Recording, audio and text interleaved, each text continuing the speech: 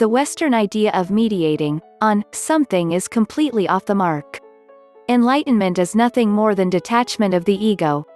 It is when you realize that all is form, that reality is just a series of visual, sensory, auditory, kinesthetic sensations buzzing around. There is no I or mine. It's an illusion. The force of the mind always tries to maintain this illusion. I disagree with what one guy told here in this forum, that liberation comes after knowledge.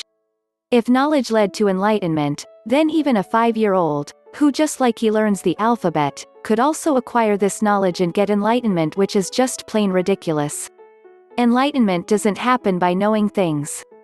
Nor is it suddenly getting the aha moment, which is a common misconception held by many people. That is why I laugh out loud whenever some guy in a forum talks about his enlightenment experience and how they got the aha experience. 5 minutes later, they are back to their egoic habits and being a slave to Mara. It is a flowering. It has to grow within you. There's a reason that Buddhists give a lot of emphasis on training. And just training is not enough. You still might not get enlightenment in this lifetime. Because you are not just you. You are the sum of your mental aggregates. Who knows, maybe the egoic waves are very very strong in you, so it might take a few more lifetimes to slowly settle them down. People think that meditation is being calm. No. That is not even meditation. That is called dharana. Or anapanasati. Vipassana insight meditation hasn't even begun. It begins only after your mind has settled down. 99% people fail even to get to the first step. The slightest thing is not to create ripples in the mind and not meditate. One very weird thing about meditation is how magical and supernatural it is. Yes, God could have made a world where you could be bored to death when you just have no thoughts. But we don't live in that world. That is not what happens when you meditate deeply. Weird things start to happen which need not have happened if we were just dumb flesh. Ego is literally vanishing. There is only pure consciousness oozing out. Mara has been quelled. From the subconscious, sankharas float to the surface and dissipate. There is outburst of love. Some magical shits start to happen. That is why mediation is kind of weird. I used to be an atheist, but after being a mediator, I became a lover of God. I am staunch theist now, and it started with meditation. I also found myself writing poetry and finding magic even in the mundane. Enlightenment is nothing more than the elimination of all the sankharas, which is what makes people keep making their karmas, keep feeding this hydra whose head keeps increasing the more you try to cut it. It's a complete subconscious purging, elimination of mental aggregates. It is when the seesaw has come to a definite stop and the fireworks have begun. Siddhartha Gautama's journey to become Buddha was very unique and path-breaking.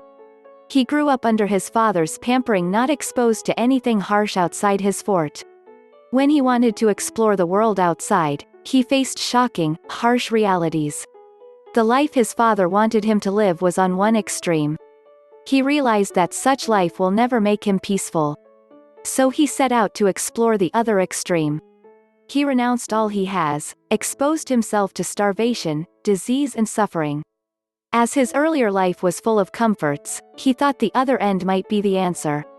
He found that his Trishna zeal was insatiable even in this extreme path of life, and after many years of physical suffering, training under various gurus who taught him their ways, he got disillusioned by every way. After his long, painful efforts on introspection, a realization dawns on him that he is making the same mistake that his father had made. Both of them chose extreme ways of life which proved themselves wrong.